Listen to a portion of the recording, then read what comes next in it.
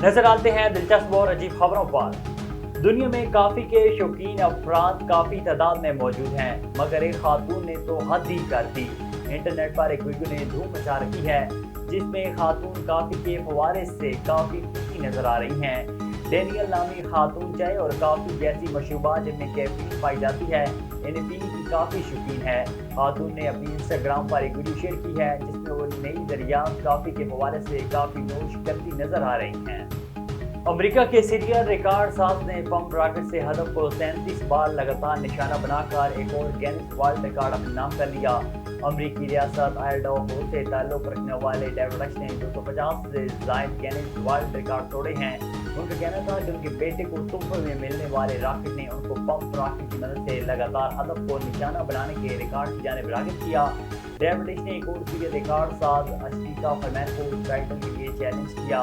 Record बनाने के लिए एक रॉकेट पंप से हदफ को लगातार 9 बार निशाना बनाना था।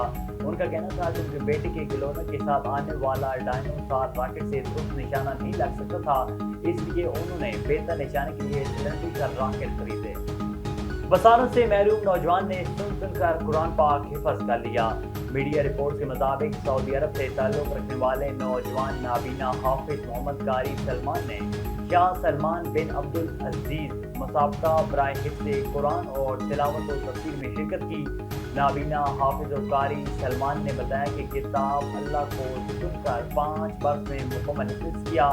कुरान करीम को हिफ्ज़ करने में किसी दुश्वारी का सामना नहीं करना पड़ा। 10 मारूफ किरात पर अबूर हासिल करने के लिए इन्हें सुना करता था और इसी तर्ज को अपनाने की प्रैक्टिस करता था। उन्होंने कहा है कि 9 वर्ष की उम्र से कुरान करीम की तिलावत का आगाज किया। वालिद साहिब आयात पढ़ा करते और मैं इनसे सुनकर याद करने की कोशिश करता।